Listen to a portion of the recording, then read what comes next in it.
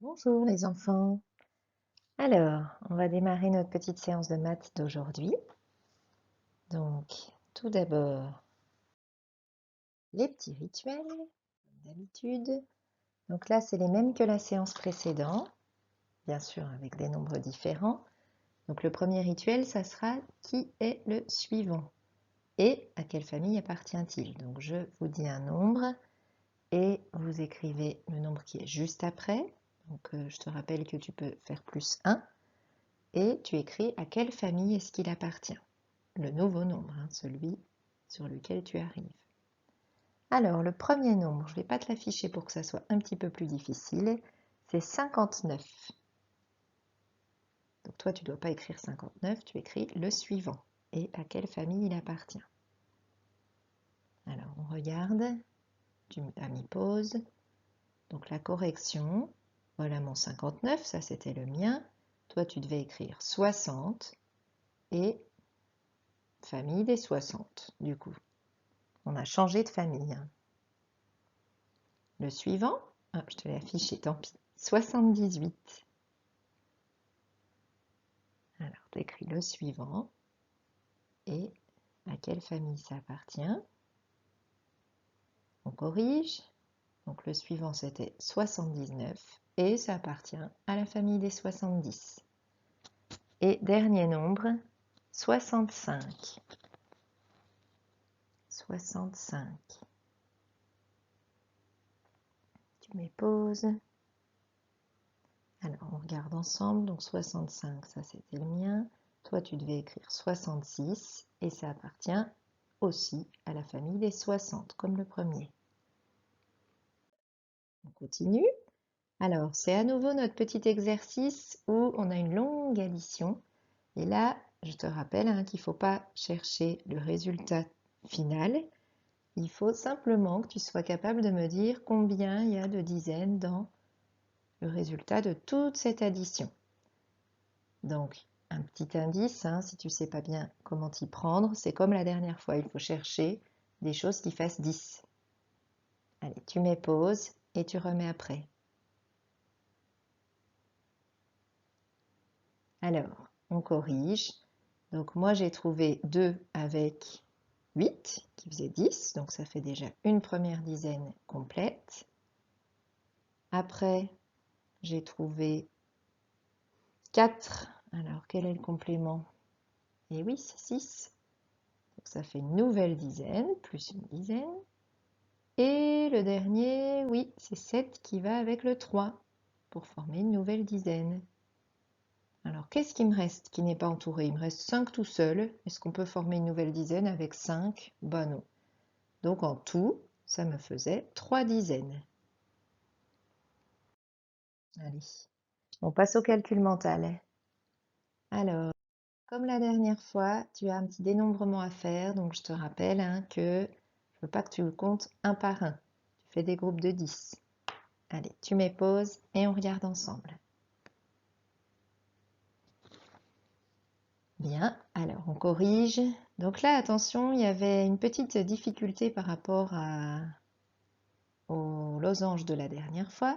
C'est que ce n'était pas des lignes de 10. Hein. J'espère que tu t'en es rendu compte. Tu vois, c'est des lignes de 11. Donc à chaque fois, il faut en laisser un tout seul parce que sinon, tu ne vas pas pouvoir compter facilement. Donc à nouveau une ligne de 10, j'en laisse un et une troisième ligne. Donc là, j'ai fait mes groupes de 10. Est-ce que je peux faire un nouveau groupe avec les ronds qui restent? Bah non, j'en ai pas assez, j'en ai pas 10 qui restent, qui ne sont pas entourés. Donc on regarde, bah donc j'ai 3 groupes de 10 et j'ai combien de perles qui ne sont pas entourées? 7. Ça se lit 37. J'espère que c'est ce que tu as trouvé. Allez, on passe en résolution de problème, un petit problème. Je te le lis, il est plus facile que celui de la dernière fois. Alors, il y a 19 jetons noirs et 14 jetons verts dans la boîte.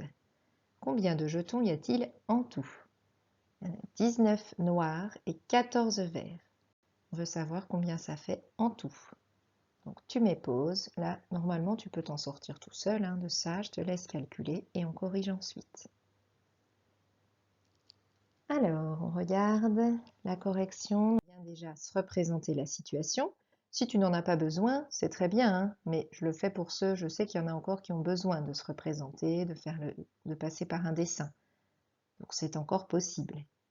Donc il y avait 19 jetons noirs, 14 jetons verts, qui sont ensemble dans une boîte. Donc autrement dit, je dois additionner les deux, hein. C'est 19 plus 14.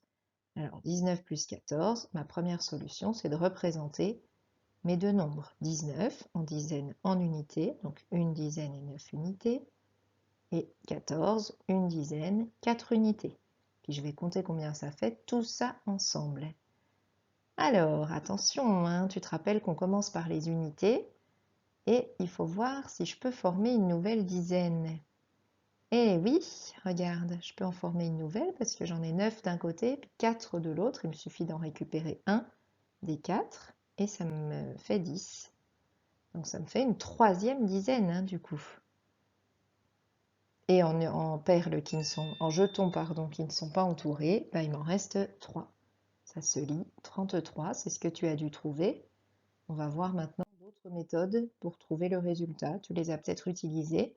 Donc déjà l'opération en ligne, si tu l'as trouvé, c'est bien, hein, c'est mieux. Donc c'était 19 plus 14 tout simplement. Et là, donc on se rappelle qu'on commence par les unités.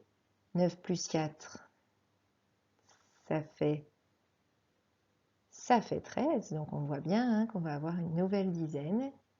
Donc le 3, je le garde dans les unités. Et mes dizaines, ça fait 1, 1 et celle du haut, hein, qu'il ne faut pas oublier. Donc 3 dizaines. Je retombe sur le même résultat, ce qui est normal. Peut-être que tu as choisi aussi de la poser en colonne, ton addition. C'est possible aussi, hein, tout à fait. Tu vas voir, on trouve le même résultat. Donc on commence par les unités, ça c'est très important. Donc 9 plus 4. Et bien on voit que ça fait 13, hein, et là tu te rappelles que le petit bonhomme n'est pas content du tout si j'ai deux chiffres dans la même colonne. Donc mon 1, hop, je vais le passer au-dessus dans le petit rond, c'est ma retenue. Et maintenant, il me reste les dizaines, 1 et 1. Ah, ma retenue pleure parce qu'on l'a oubliée. Alors, on va la rajouter. 1 et 1 plus 1 de ma retenue, ça fait 3. Je retombe sur 33, ce qui est normal, hein. Voilà pour le problème. Allez, on passe à l'apprentissage. Alors, un petit exercice, pas très difficile normalement. Je t'ai mis des nombres qui appartiennent soit à la famille de 50, soit à la famille des 60, soit à la famille des 70. Donc ces nombres, tu vas devoir les replacer dans la bonne colonne. Alors, tu fais ton travail et quand tu as fini, tu rappuies sur Play pour voir la correction.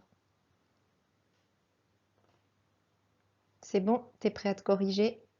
Hop, voilà ce que tu as dû trouver. Il y avait 3 nombres dans chaque famille. Bien. Alors, pour terminer l'apprentissage, une petite fleur des nombres comme la dernière fois. Donc cette fois, je voudrais que tu fasses la fleur du 63. Donc je te remets le modèle, hein, comme l'autre fois, le modèle avec 13. Bien sûr, toi, il faut que tu adaptes. Et quand tu es prêt, tu rappuies pour voir la correction.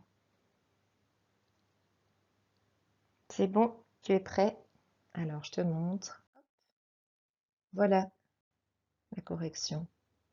Donc, tu regardes si tu avais bien tout juste. Si tu as trouvé d'autres manières de représenter 63, c'est peut-être bon, hein, même si ce n'est pas les mêmes que les miennes. Il faut demander à papa ou maman ou l'adulte qui t'accompagne. Allez, c'est tout pour aujourd'hui. Tu as bien travaillé. À bientôt.